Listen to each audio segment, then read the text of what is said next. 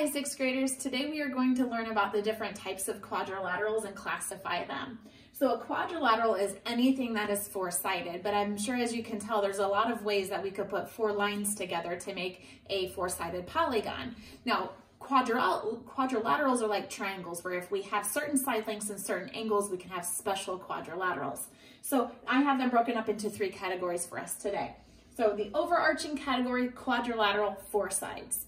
From there, I can break it up into kind of three subgroups. The first subgroup I'm going to talk about is trapezoid, and I just kind of put some pictures up here as our traditional looking types of trapezoids. Trapezoids have one and only one set of parallel sides, so it could be parallel here and here, parallel here and here, but I could have also drawn my parallel sides like this as well. As long as we have one set of parallel sides, we will have a trapezoid. Now there are some special trapezoids that we can have. One special trapezoid is called a right trapezoid, where we would have just one of the angles in it being a right angle. So we still have our parallel sides, top and bottom, with a right angle down here in the bottom left corner. The other type of special trapezoid is an isosceles trapezoid. So we have top and bottom, base and height, parallel, but the two sides are the same length. So that's called an isosceles. Like we would have an isosceles triangle, we can have an isosceles trapezoid. So two special types of trapezoids, one set of parallel, that's it. Now a little bit more specific would be a kite. So it's another type of quadrilateral, but there's more qualities that have to specify this to being a kite.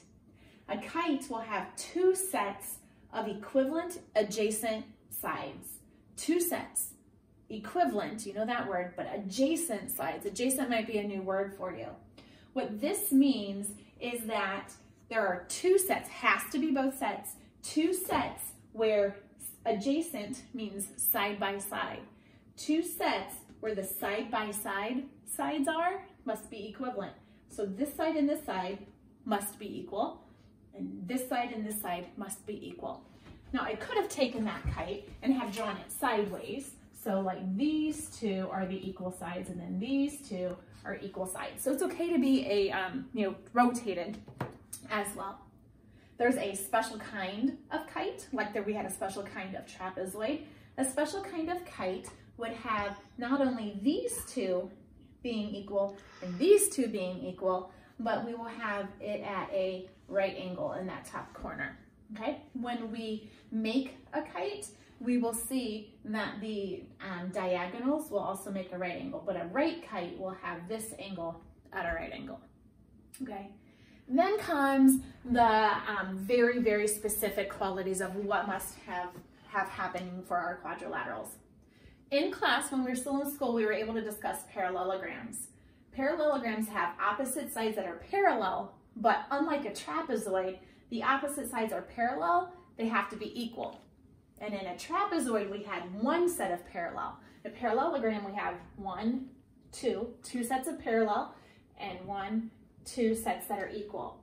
So it kind of like brings in the qualities of both kites and trapezoids with the idea of parallel and with the idea of equal, but just in their location might be a little bit different.